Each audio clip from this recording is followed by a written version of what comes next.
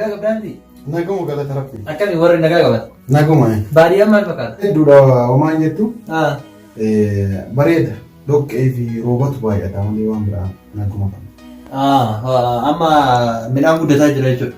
Midhaan guddatee midhaan illee saani keenya sun illee mudhale. Akkasitti jirra. Lafa san illee gurguranne margaa fecha gurguranne lafa san illee. Marga gurgurtan moo lafa gurgurtan? Lafan gurgurre marga gurgurre. Bareeda akka isaan akkamii aannan maalum fidirree akka isaan dhala? Anaafirree maadha anaaf fidi. Ani ammoo as bulalle jedheen dhufne beektanii akkuma tasaa konkolaataa dhabee jennaan as nama bira dhufe konkolaataa dhabee jennaan malee isin bira buluudhaaf hin karoorfanne guyyaa biraa ammoo isinii bitee dhufa yoo rabbi jedhu.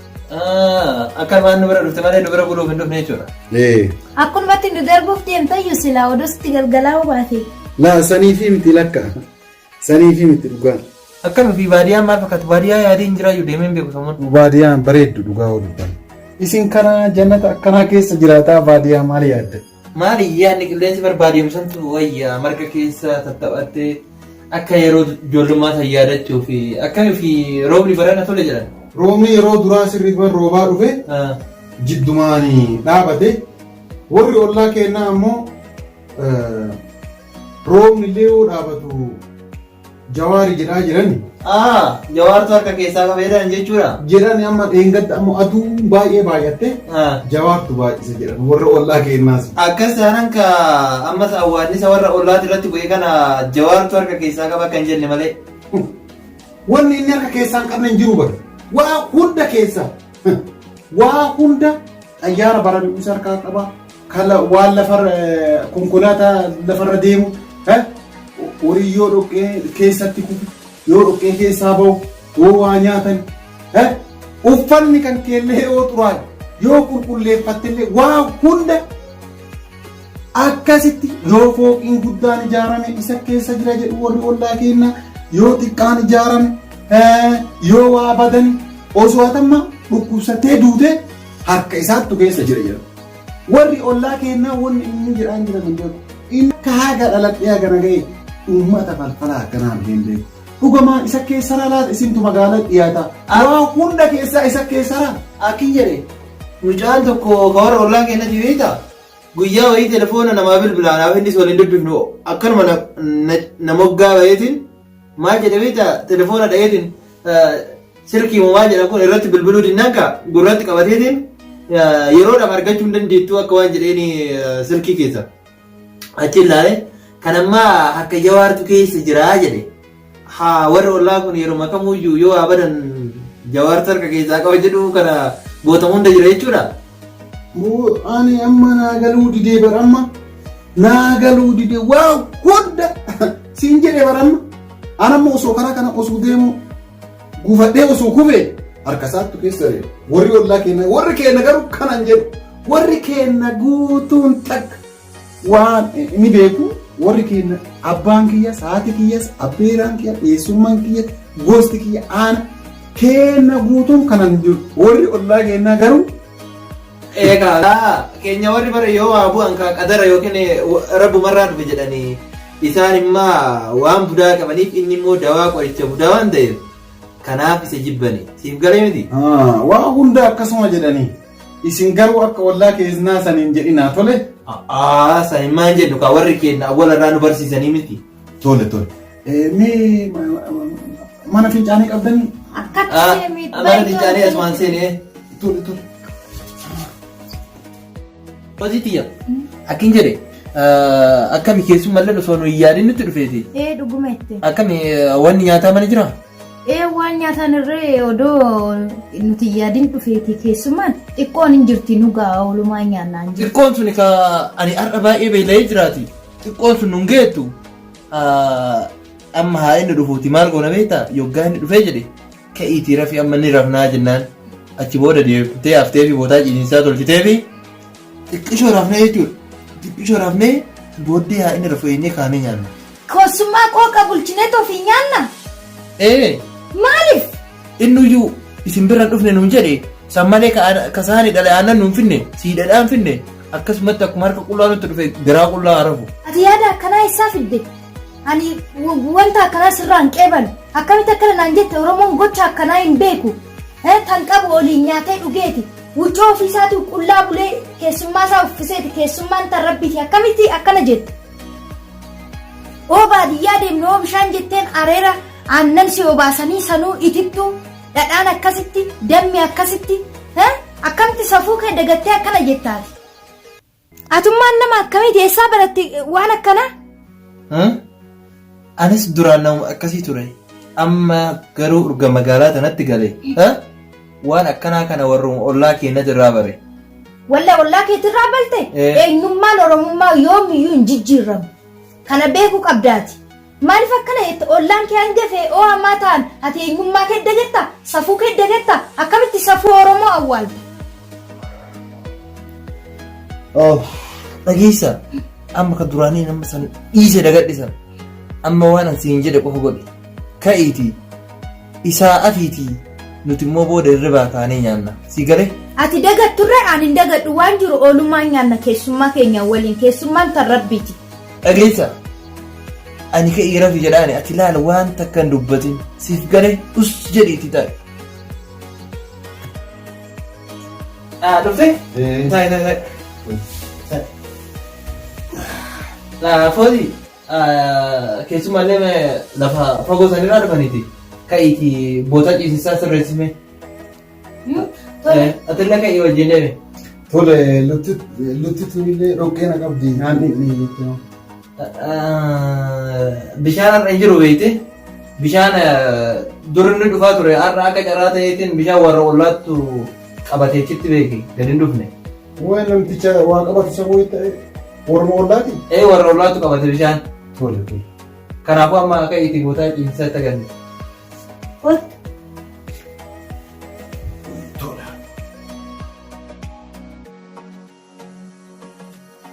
Kot seni. Tole. Kino asumarra rafta. Mataan garaan moo garaan? Garuma feetatti godhachuu hin dandeessa. Tole. Galatu. Waan uffatu bidilibsi sii fida. Tole. Waan jiraanne haati rakkoon qabu. Rakkoon qabu sii fidachiis. Tole.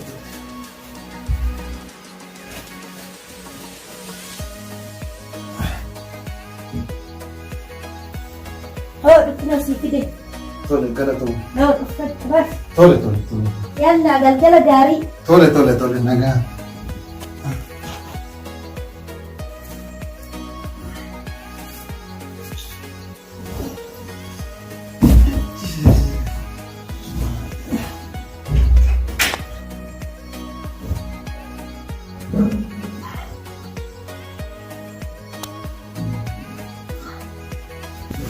Maali uummanni akkana beela na bulchuu edanii waan nyaatan namaan kennanii suuqaraas dhufuu dhabaadhe suuqaraas buluu dhabaadhe.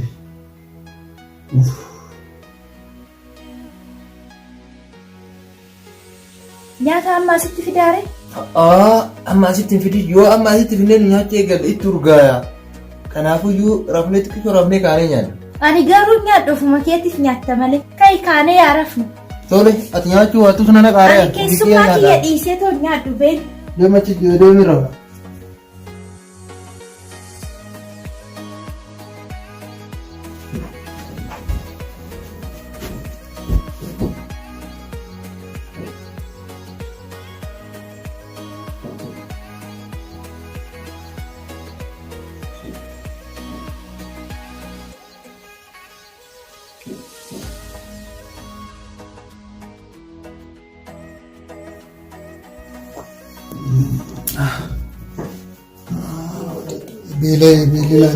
Beelli na ajjiise yaaki uummata akkamiiti yaaki hoo nyaata xiqqoollee waa dhiisanii jiranii laata way amma rafuun dhabanii ka'ee waa barbaada suutuma.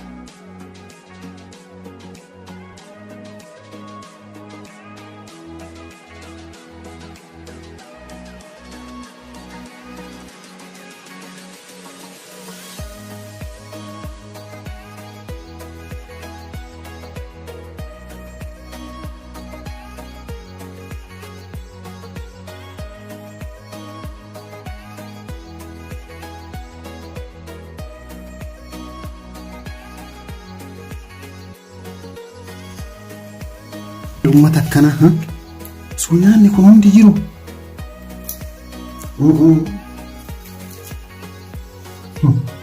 qooqana bulchuu jedhanii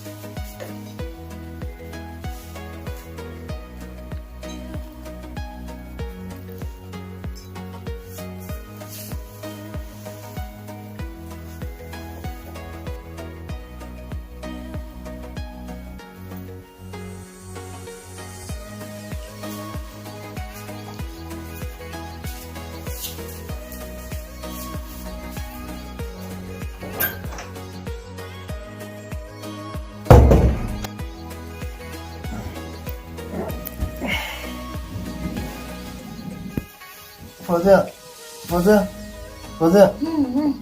Kayak ini dagannya itu nyaanda so nyaatin irrimi naan kutee kai itti nyaata nu fidime. Nyaata maal jette Rafika irrimi siin qabne egaa amma. Kai nu fidime nu fidi.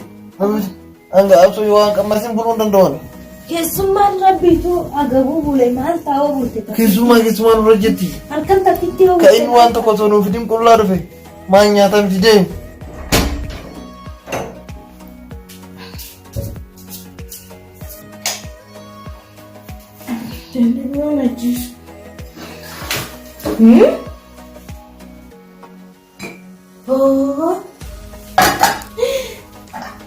Maaltu nyaate? Keessummaa sanii akka hin kennineef nan nyaadha odoo jedhu namtichi falfalaan kun akkasitti maaltu nyaate? Hantuuta moo maaltu akkatti xaran?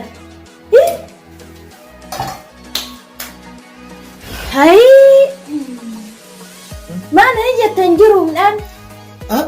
Nyaanni nuuf qopheessitamoo? Nyaanni qophaa'ee hin jiru saayinaa duwwaa jira.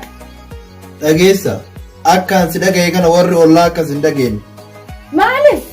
Maaliifi harka jawaartu keessa jira akkasiin hin jenneefi.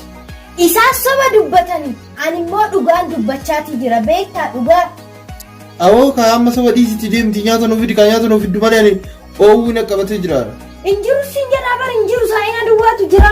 Anta ban danda'a eenyu nyaata moo na dhokattee deemtee nyaattee dhufte. Anummaan anaas si dhokadhee nyaadhu dhiisitan odoo jiraateeoo si fuuldura waggaa ati teechee nyaattu ani inumaa nyaadhu keessummaa gabuu bulcheetu. Akkin jedhe keessummaan sun nyaatinna. Keessummaa waan akkas godhu natti fakkaatu ana garuu. Osoo yeroo ati wajjin nyaanna naan jettu san osoo isa wajjin nyaannee maal qaba ka inni kophaa ofii ka'eetti nyaatee rafu. Yeroo akka mooyyuu kophaa kiyya anuma qofatu nyaatee bula jechuun kophaa kiyya nyaadhee bula jechuun sun lakka kophaa faa du'an jechuudha. Kanaafuu namni nama wajjin nyaate nama bo'oof ni argata. Akkuma gaaraa sitti jigamoo namni sitti jiguu namtichi jedhee san gartee gaariin irratti haa jiguu jedhee namtichi maaliif jennaan namatu narraa ol qabaa. Kanaaf anis osoo nama wajjin yeroo baay'ee nyaadhe akkanatti hin miidhamu. Amma booda barumsa naa ta'ee jira. Kai na bira amma booda kophaa nyaadhu. Hin dagadhuuyyuu. Baga nyaatameeyyuu. Baga nyaatame.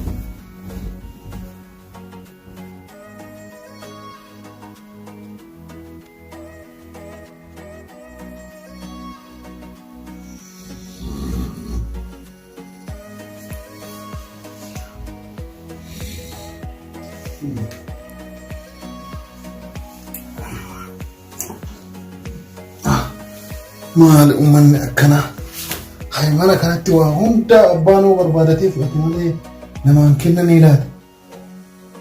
Maali mana akkana buraatiin qabani ofiyyoo barbaadatan malee akkuma nyaata barbaadadhe sanitti namni naa kennu hin jiru na fakkaata. Mormina cabee qofuma barbaada. Rabbii kiyya.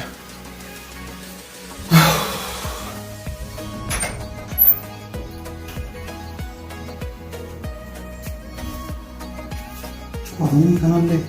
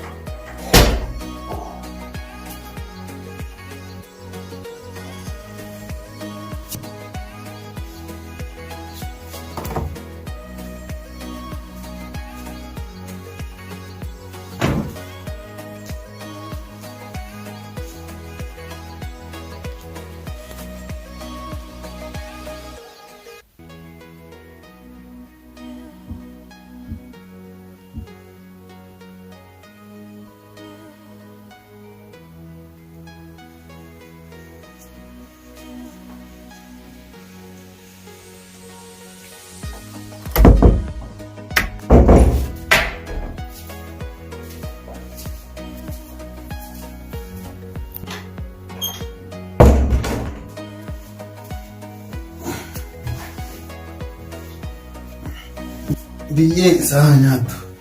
Boraatiin akkana jiru osoo jiru lafaan raffisanii. Mana kanatti aadaa waa hundaaf maa fudhatan.